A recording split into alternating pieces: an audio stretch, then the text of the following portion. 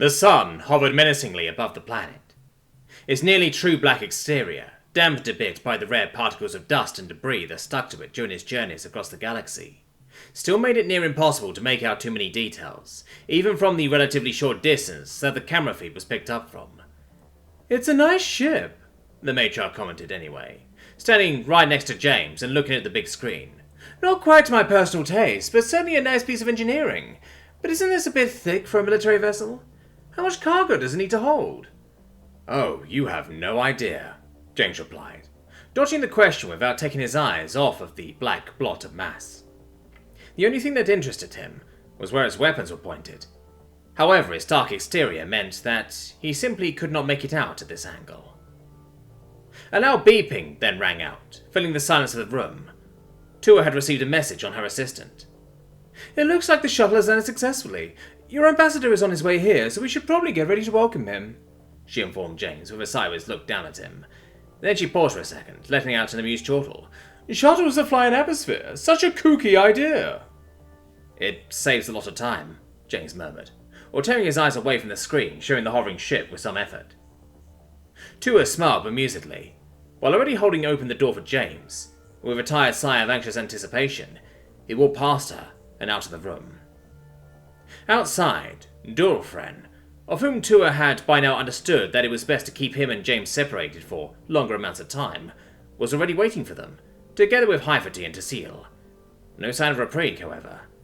"He'll be here soon," Tua informed everybody with a happily raised trunk, forming her signature Y shape and fluttering ears. James couldn't tell if she really wasn't nervous at all about a warship just outside of her atmosphere, or if she just overplayed it really heavily. "It is about time," Durlfren commented, with a heavy and disapproving shake of his massive boulder of a head that brought his tusks dangerously close to colliding with walls and furniture around him. "People like them would do good to not keep the High Matriarch of the Tshirt waiting." James scoffed. "Yeah, and you'll make a lot of friends with that attitude," he commented under his breath, and rolled his eyes at the large ball. The man immediately opened his eyes wide and angry and took a threatening step towards James, who stood stock still, and dared the man to continue with a look up at his huge, ugly mug. He was sure the ball would have loved to take him up on his offer, however a single sharp look of the matriarch froze him in place, and a second one made him slowly creep backwards, with a meek look down at Tua's face. However, it couldn't keep Durlfren from shooting another furious glare over at James, who couldn't help but put on a smug grin. Ironically, having somebody to simply hate him around had done wonders for his psyche, at least on a short term. Or maybe he was just imagining it, and he just felt better because he enjoyed messing with the brute. Both were entirely possible. "If I may intervene," Hyverty commented with a few raised arms. Her striking blue eyes pointed strictly up at the ball, and James noticed that she had taken care to position herself just out of reach of the Colossus's trunk. "It likely really is a bad idea to keep up this sort of antagonizing behavior while the human ambassador is around." The ball's gaze shifted onto the ivory woman, and James was surprised at the simple amount of bloodlust that appeared within it, from simply being slightly contradicted. "With that ship hovering above our heads, I'd also much appreciate it if you didn't insult the humans while their representatives are around." Tassil agreed with his colleague, although his demeanour was much more akin to that of James. The young avian stared at the ball, daring him to try and do anything stupid. However, even Durlfren knew better than to attack the matriarch's collaborators, at least as long as she was in the same room. "One measly ship," he grumbled instead, and resumed his furious glaring. "In all honesty, I can't say I disagree with them on this," Tua commented, and lifted her trunk to run one of its tips along the bull's tusk. "Either do hold your temper while the ambassador is around, or stay back for the time being, my dear." Durlfren looked at the matriarch almost expressionless for a few moments. Then, finally, he replied, "As you wish," and lowered head down below hers. James rolled his eyes once again. With that meathead around, he'd constantly have one more thing to worry about, as if this meeting wasn't already delicate enough. Still, whether he liked it or not, the ambassador was on his way here, and he still had no idea who he was dealing with. "The car is approaching the estate now," Sam said into the empty air, looking through the scope of her weapon down onto the street leading to the massive complex of a building, and following the white, polished car that, due to its size, looked more like a train wagon than an automobile with her glare. Over the same communication line that she had just casually spoken into, now came Andres' voice. "We're in position. Remember to keep your cams on at all times." Major ordered all of them with a strict voice. "I don't want this turning into an incident." Hearing this, Sam took her eyes off of the scope for just a moment.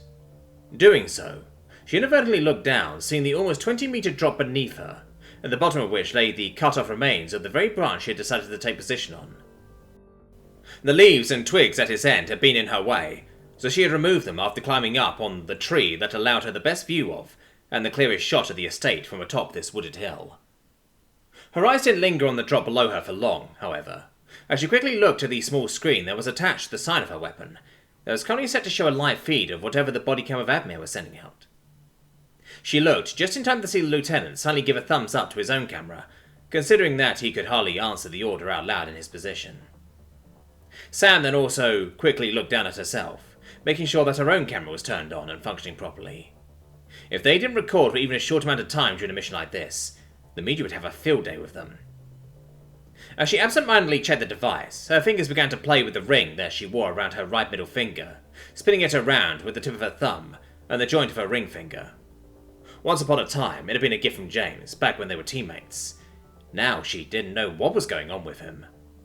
But, she decided, and lowered her eyes back down onto the scope of her weapon once again, that she would soon find out. In the meantime, Admir was finally getting out of the car that had driven him across this strange alien place that looked like the land of the giants out of a fairy tale, just with a very modern spin to it. Reflexively, he shielded his eyes from the harsh starlight as he got out of the darkened car, even though the tinted mask of his breath filter already did a good job of keeping out most of his harmful rays. His shielding hand was but a drop in a hot stone. Then his eyes fell onto his destination. The high walls of the estate towered over him. If it was a building back on Earth, this would be 2, maybe 3 stories high. However, here, it was just one single, massive story that stretched out wide across the landmass, instead of being built high into the air. Walking through that wouldn't be a lot of fun. It looked like one could possibly run a marathon in there if they wanted to. Okay, maybe that was slightly exaggerating the size of it, but it sure was big. And that massive door didn't look inviting at all. Imposing was probably the better word, and that, although there were such pretty little, or little big, trees and flowers planted all around the way leading up to it. Clearly there was someone around who wanted to make the presumed royalty of their homeworld look somewhat approachable. Or maybe his whole antipathy to this building was just him projecting his disdain for its occupants onto the stone of the walls, because he really didn't like the people living in there. Not after what they had done to James. But not to worry. First Lieutenant Admir, avenger of disenfranchised and protector of widowers and those who hate their parents, was here now to make it right and rescue the jeopardized youth. Well, as soon as that door would open, that was. Because looking up at the enormous thing, there really was no way that he'd move it without either it being moved for him, or a considerable amount of explosives being involved.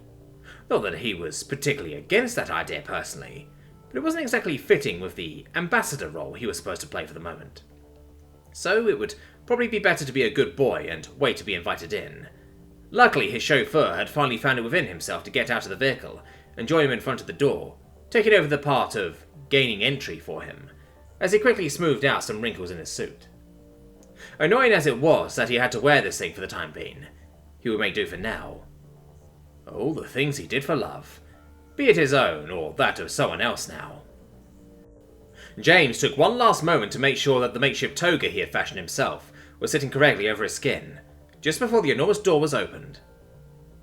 The first thing that the committee already waiting for the arrival saw was a Sodaitos, likely the chauffeur that had brought the ambassador all the way from the spaceport to the estate.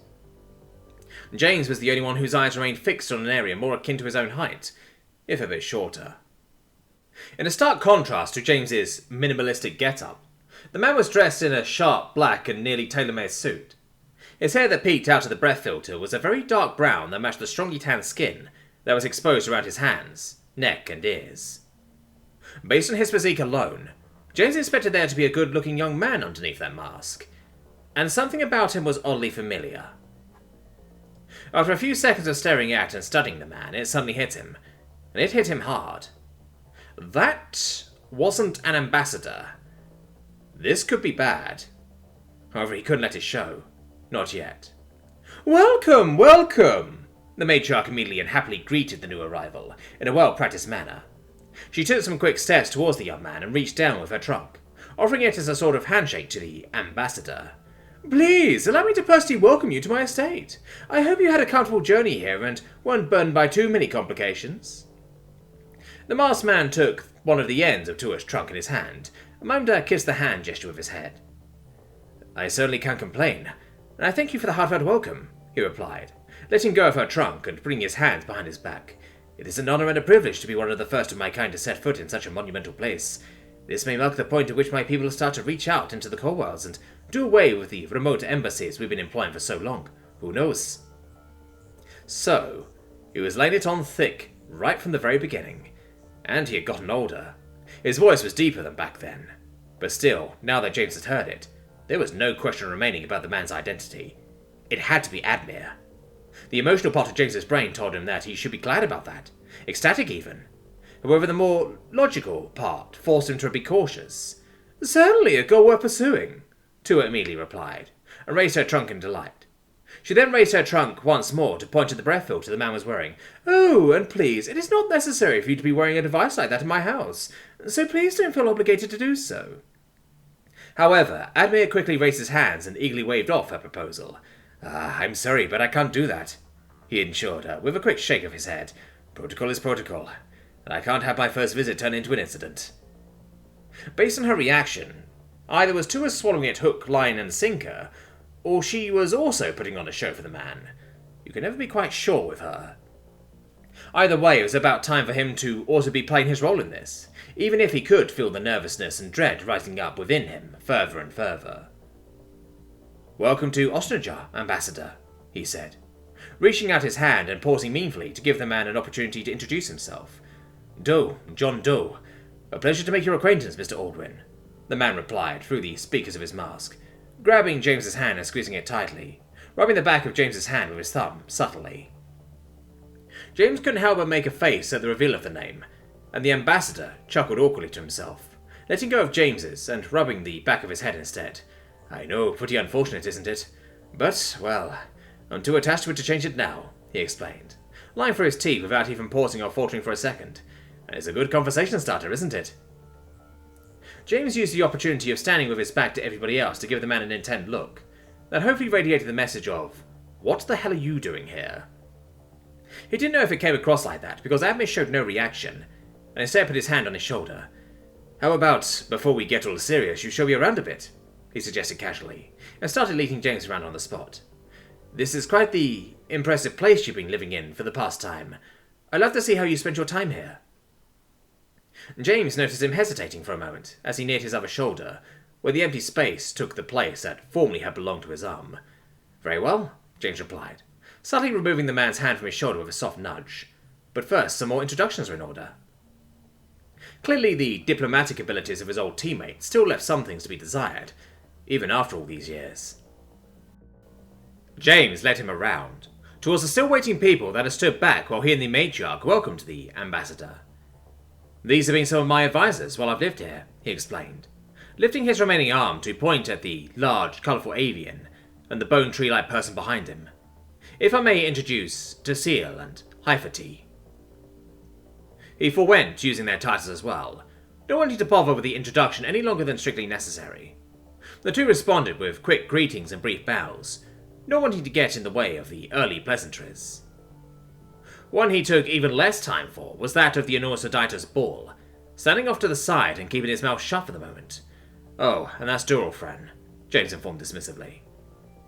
He could almost hear the bull seething under the surface. However, Admir took the hint and moved on for the introduction quickly, without waiting for the bull to reply anything. James then briefly glanced up to the matriarch. Since she hadn't objected so far, it seemed she wasn't against the idea of showing the new arrival around for a bit, before they got to the actual meat of the day's quite crucial meeting. The glance at her face confirmed as much. It seemed it was on James to keep the ambassador in good spirits during his stay at the estate, so that he may be amenable when they would get to political conversations later. Apparently she trusted that he knew what to do for that purpose better than she could. Now that's out of the way, follow me please, Mr. Doe, James concluded, and gestured with his open palm towards the corridors behind them. "Lead the way, Mr. Aldwin," Admir happily replied, and walked up right next to him, waiting for James to move until he did the same. Together, the humans walked almost shoulder on shoulder through the enormous halls, followed by the entire procession of different offworlders, who kept just enough distance from them to be barely considered respectful. As they had silently walked for a few minutes, Admir cheekily glanced at them over his shoulder, before leaning in towards James, turning the speakers of his mask down to a low whisper, and softly saying, "It's good to see you again, Carbo. I saw in your eyes earlier that you already recognized me. Been a while, hasn't it?" He was speaking English instead of GU, probably expecting that the surrounding people wouldn't understand him like that, which wasn't wrong on his part. He also nudged against James's side with his elbow playfully, pretending that he had just made an inappropriate remark of some sort. However, it wasn't quite enough for people not to notice, and almost immediately after he finished his sentence, James could hear a soft but particular sound escape from Tua's throat. A short, high, trumpeting burst of disapproval, not unlike a quick cough in a human. Understanding the message, James replied quickly and loudly, as if he was addressing everyone around and not just the man beside him. "I'm sorry, Mr. Doe, but since we're in company, I would prefer if we stuck to the universally understood language in our conversations. I hope this is understandable." Admir laughed amusedly. Of course. Whatever you say, Mr. Aldwin," he replied happily, with his head back in an exaggerated display of amusement. "But please, forgive me if I sometimes drift into my mother tongue unknowingly. I'm not quite as used to sticking to this language as you may be." That guy. Apparently he hadn't changed a bit, despite looking a lot older. James could only hope he wouldn't overdo it. If he kept poking the hornet's nest like that, they would likely both get stung. He would have to keep him in check, while also trying to find out just why in goodness' good name he had been sent here of all people. "Very well then. Now, how about I show you the lounge?" he said, not wanting a hint of his nervousness to reach their company, and resumed his walking. Admir dutifully followed him for a while. However, soon the damn idiot couldn't help but speak up again. "I got to say, I already saw it on TV, but now in person. You really look like something the cat dragged in," he commented, and his head moved up and down as he gave James a once-over. Was this really the best time for that? James decided not to reply and just moved on without dignifying the remark. However, Admir seemed untroubled by his silence and just kept going. "I mean, your fashion sense was always bad, but the Discount Jesus look really is a catastrophe on you, my man," he continued, putting weird emphasis on the syllable of cat. Was he really doing this now? Oh, don't tell me he's fucking jealous, James thought, half exasperated and half unbelieving, and couldn't quite keep himself from letting out a truly disgruntled noise. "What's the matter? Cat got your tongue?" Admir immediately jumped on his dissatisfied grumble. By now, James could almost feel the offworlders getting angsty from all the things they weren't understanding right now. However, they weren't even half as nervous as James felt from this dumbass in front of him, apparently making a game out of seeing how far he could push his luck right now, both with the offworlders and with James's patience. And apparently he was reaching his limit with both. "What is your damn deal?" James hissed at the man, stopping in place and turning to stare right into Admir's face. He just managed to keep himself from grabbing him by the collar as well, which would have been a way too aggressive gesture given the situation. I know. Dealing with me is like herding cats, but I can't help it," Admir replied, lifting his hands defensively and laughing. Did he have any idea what he was risking here? And just why was he so fixated on the cat thing? This couldn't actually be jealousy, right? One snide remark? Maybe, but all of this? Wasn't this guy still supposed to be a professional? Still, despite it all, James needed to pull himself together. "I'm very sorry," James said, switching back to GU and forcing himself back into a calm demeanor. Now he had to explain his outburst reasonably. "I just wasn't expecting news like this. It is really rather unfortunate to hear that the conflict has ended that way. News from the human territory has only sparingly reached all the way out here." Admir tilted his head to the side, and James could only hope that he would play along while he studied his own reflection within the visor of his mask. "Well, that is understandable," the man finally replied, and put a hand on James's shoulder understandingly. He also switched back to the language everyone would understand. "But be assured, it all will turn out okay. The situation is in good hands." James took a deep breath. "I'm sure it is," he said. Afterwards, he continued the tour of the estate, and it seemed that Admir's teasing had also stopped for the moment. At that moment, he would have loved it if the man had taken the matriarch up on her earlier offer. It would have been great to be able to read the man's thoughts on his face instead of staring at the blank mask the whole time. Instead, he mimed the impressed onlooker and pretended to be mightily astonished by the polished halls and brightly lit rooms of the estate, marvelling at the enormous furniture and strange decor that adorned the entire massive complex. Both him and James were playing their roles well for the moment, while James still wondered just why the man was here, or what he had gotten into him that he would try to push his buttons like that. It seemed they had at least shaken the suspicion of their off-world company for the moment. Finally, their little tour ended, when James led Admir into the same salon that had already been equipped with some more humanish-sized furniture that he had previously used to talk to the acting HFY councilwoman. Quickly, James took his place on one side of the table, while Admir climbed into the seat opposite of him, a task that was made slightly awkward by the stiff suit he was wearing. Meanwhile, Tua, Hyferty, Tasil and Duralfriend positioned themselves around the table and eagerly watched what the two humans would do now. James knew his role and he had studied his lines. They all knew that. There was no need to intervene unless he strayed from the script. As much fun as that has been, we should really get down to business now, James proposed, leaning back in his seat, and trying to sound as relaxed as his posture would suggest. Of course, that's why I'm here after all, Admir replied, crossing his legs leisurely and popping his foot up and down in the air. However, before we do that, I'm going to have to ask you one more question. James nodded, indicating for the man to go on. Admin nodded as well, and briefly paused before he finally got out with it, asking, "How's your blood?" Goosebumps. Immediately, one creep chased another over James's skin and down his back, and he could feel every hair in his body stand up in its place. That question meant that this was the deciding moment. It had been inoculated into him from a very young age, and it also meant that that ship up there wasn't being commanded by a stranger. Only one person knew about that question, and so she had to be here. Earth had gotten his call for help, and they had come, ready to do what needed to be done. However, James was still playing his role, and they weren't going to interfere with that, unless they knew what they were dealing with. Now it all depended on his answer. James remembered how he had felt shortly after he had sent out his call for help. Miserable, helpless, like a traitor, like he had given up. However, he also remembered how he had felt just before that. Just as miserable, just as helpless. That was what had driven him to do it in the first place. He knew, no matter how long he stayed, no matter how long he played along, nothing would change. He wouldn't change anything. He had to admit it to himself. However, he still wasn't quite ready to give up, and just maybe, he would be able to do something now. "Red like roses," he finally replied, staring at the unmoving mask obscuring Admir's face. "How about you?" "I'm compromised. I can't speak openly, and I can't leave without repercussions, but I am not in any direct physical danger for the moment." That was the code phrase he used. That was the message he had for the people who had come for him. Admir seemed to ponder it for a moment. Not only that, but James was also sure that whoever was listening in and had a direct line to Admir's ears was also currently processing that information and tweaking their approach accordingly.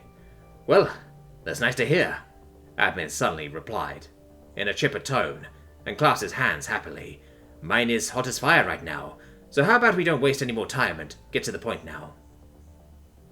The ensuing political talk was nearly no different from the ones James had previously had with all kinds of different representatives, just with a few more prods in the direction of possible changes in politics, without pushing the boundaries of the moment, of course. To his credit, Admir played his part exceptionally well for the moment, making himself out to be approachable yet skeptical to James's ideas, and he didn't slip into unneeded or unnecessary comments for almost the entirety of the conversation, which surely went on for more than an hour by James's estimate, maybe way more than that. Every now and then, he noticed Admir's attention drifting off slightly. James guessed that those were the times someone was saying something into his ear, updating him on whatever was being decided or talked about behind the scenes right now. Finally, the first bit of talks between the two supposed human ambassadors came to an end. Together with the tour, it had been long enough to make it believable that a short break was in order to regain some energy between deliberations. James was already wondering how he could possibly sneak a message about his situation and that of his friends to his old teammate, without the matriarch or anyone else noticing, when suddenly, Admir let out a long, exhausted breath, and for the first time since his earlier comments, he slipped back into speaking English for a moment. "I do have to say, though," he commented, while switching up which leg he was keeping on top of the other with an elegant movement. "Now that I've heard what they have you doing and saying here, I'm a bit confused. I mean, you're asking me what my deal is, yet we have a lonely cat girl back in the Salem that is longingly waiting for your return, and you're still hanging around here? I mean, why? What do they have on you that is worth giving that up for something like this?" Admittedly, James couldn't keep his composure. "Say that again," he ordered, completely dropping all pretenses, or acting for a moment, and staring blankly at the man, his brain not quite catching up to that information. "Your little girlfriend. I won't say her name right now, because those guys will probably recognize it and know what we're talking about, but she's back in the Salem, together with a horde of other offworlders who claim to be acquainted with you, and at least Nia seems to believe them." Admiral explained a bit more thorough this time. "A cyborg, a lizardor, a large fluffy thing." "Wait, Nia?" James mumbled under his breath. The name of his sister being the only thing that actually managed to pierce his stupor. They're on the Salem? At that moment, it seemed to click for Admiral what had been keeping James around here, and he took a deep breath. "All right, I understand. Anything else?" he asked. However, while James was still shock-stunned, it seemed that the matriarch had had enough of them talking without her understanding what they were saying, and she let out the same disapproving sound from before. He reached for his head, feeling everything inside it squirm and swirl, his heart pounding seemingly right behind his forehead and pressing against his eyes with each beat. The room even started to spin for a moment, and without really thinking about it, he blurted out, "I think I need some fresh air." He pushed himself out of his seat, leaving everyone else in the room to look at each other in surprise and confusion, as he slowly sulked towards the door, his hands still on his head. "Are you feeling all right, James?" Cecile was the first to speak up, and he hurried out to the corner he had positioned himself in, and towards the human. However, Abby was quicker. Within the blink of an eye, he had caught up to James.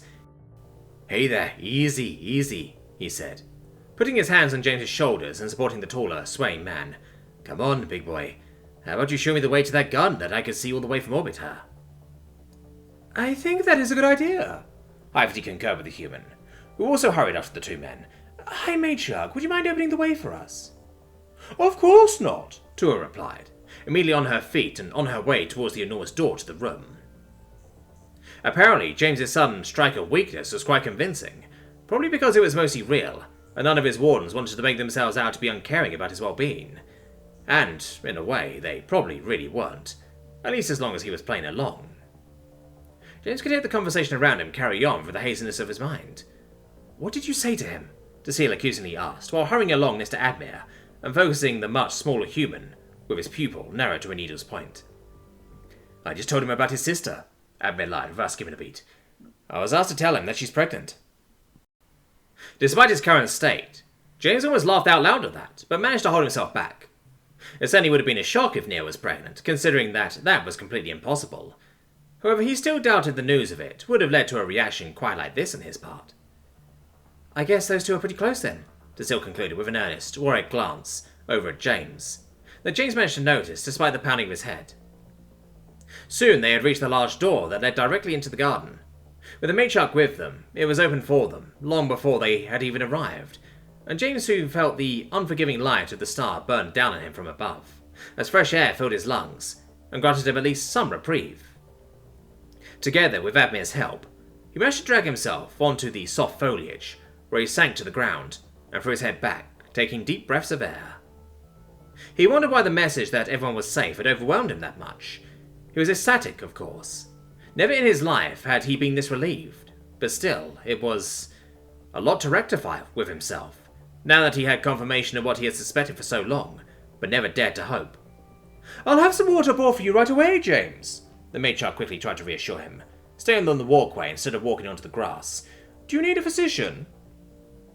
Having had some time to digest the news, and with clean air filling his lungs, James's head was slowly starting to clear up again. "No, that won't be necessary," James replied and raised his hand in the Colossus's direction. "I just needed a moment." The matriarch seemed relieved, despite clearly also still being on edge that the meeting with the supposed ambassador had gone so sideways. Then again, maybe this would garner some empathy from the man, so it clearly wasn't all lost from her perspective. Apparently wanting to give the human some space from her rather imposing figure, the Titan then stepped back, walking over towards Dualfren, who was still following his orders and silently watching everything unfold. Apparently she has something to discuss with him. Meanwhile, as to not leaving them unsupervised, Hifety and Cecile started coming closer towards the two humans sitting in the moss. However, there was a brief moment where nobody was well within earshot, and James used it. He scanned along the walls of the garden, looking for everything that was elevated above them. Finally, his eyes stuck to a hillside off in the distance. That was probably the place. "So, whose crosshair am I in right now?" he asked quickly, while nobody was listening. Not that anybody would have understood what he was saying, but he'd rather not have them hear him speak in English again, at least not yet. "Sam's, of course. What do you think?" Admir gave back in an almost ridiculing manner. James smiled. "Then I have nothing to worry about," he admitted, more to himself than to his former teammate. Admir sniggered. "Well, now that she's got a clear shot on us, we should probably think about how we're getting out of here," he mused aloud, and let his eyes wander across the garden. "You think a show of force might work?" James looked up at him, in surprise and hesitation. "We can't leave now," he said, with a quick look back at the estate. "Not yet." "Why not?" Admir asked, crossing his arms and following his gaze. "I already told you your friends are safe. Whatever they told you, they've been lying. What else could you possibly be looking for here?" James shook his head. By now, Cecile and Hifety were both within earshot, but he didn't care for the moment. "There's a prisoner in the basement. This one I've seen with my own eyes," he explained, slowly regaining his strength. Admir seemed surprised. "Another one of your friends?" he asked, almost in mild shock, and subconsciously he moved a hand to his ear as he listened to whatever he was told over the communication line. "Strange. According to our intel, that shouldn't be the case. Are you sure about that?" James paused. Everyone was safe. There was nobody he could put in danger anymore. He was so glad he could have jumped and bounced out of sheer happiness. But still, well, not exactly a friend of mine, he admitted. And Admir immediately interrupted him. "Then what do you care?" he nagged, knowing the answer to that fully well, but still wanting to give James counter, since he had a mission to fulfill. "In case you haven't noticed, we need to get you out of here as fast as possible. If they start to mobilize around here, we're in trouble. In case you haven't realized, we're in the lion's den right now." Oh, he noticed, and he had been here for weeks. "We can't just leave," James reinforced his stance, knowing fully well that he was on the losing end of this battle. Admir was right. They couldn't really stick around. In a vain attempt to give his words more weight, he reached out and grabbed Admir's arm. "Oh, yes we can," Admir said, his careless facade dropping away more and more as he realized how close he was to his goal, and how difficult James was trying to make saving him. "You, sir, need to be saved. From this place and apparently from yourself. We're not taking on any stowaways today. Got it?" He sounded angry, and his words were harsh, something that was quite unlike the carefree guy James knew from way back when. However, it wasn't the first time he had seen him like this. "We're in position now. I'm not letting you leave it again," he said firmly. But James could also hear the suppressed remnants of worry in his voice. He knew he wanted to finish his mission quickly, so both of them could be safe again. "Your prisoner can be taken care of later. Right now we need to get you out first. We're going, and that's final." To emphasize his stance, he started to pull his arm away that James was holding on to. James tried to hold on and hold him back, pulling back against him. However, to his own and even Admir's surprise, he had to find that he was no match for the man, and was pulled along with little more than medium effort on Admir's side. This more physical altercation between the humans had certainly gotten the attention of their off-world company by now. James had been pulled to his feet and stumbled 2 steps before letting go of Admir, who had frozen in place, just as surprised about what had happened as James was. Both ignored Hifety's inquiry. "When the hell did you get so strong?" James asked under his breath. I looked down at his arm. He remembered carrying and pulling Admir around without much trouble back in the day. Not too surprising, given that he was more than a head taller than him. "When did you get so weak?" Admir countered, clearly not quite knowing what to make of the situation himself. For James, it was like he was waking up. What was he trying to do here? It was like back in the station. He just wanted to act. The actual what or why was secondary to him. But, as he was, right here, right now, he couldn't even stop one man. With what he was trying to do, he would not only endanger himself, but also the people who had come here, risking their own skin to save him. That wasn't fair to them, and if he was being honest, it wouldn't even be fair to himself. He had wanted to stay, because he didn't want to risk hurting his friends, despite not even knowing if they were in danger. Now he knew they weren't, and he was still trying to stay. But he didn't want to stay. He never wanted to stay. That's why he called for help, because he couldn't bear it anymore. But he didn't want to do that either, because it may have endangered somebody. But now his friend was here, in danger already, and suddenly he wanted to put him into more danger, because he suddenly wanted to say again, All that was asked backwards, and James knew it. And he needed to get real and become clear on what it was he actually wanted. By now, Haiferty and Tassil had already reached them, and the matriarch and dual friend weren't far behind them. "Is everything alright, you two?" Haiferty asked once again. Everyone's eyes were on them. And Nedmir stared at James intently. He could feel his eyes, even through the tinted mask. James let out a single, empty breath. "We're leaving," he said.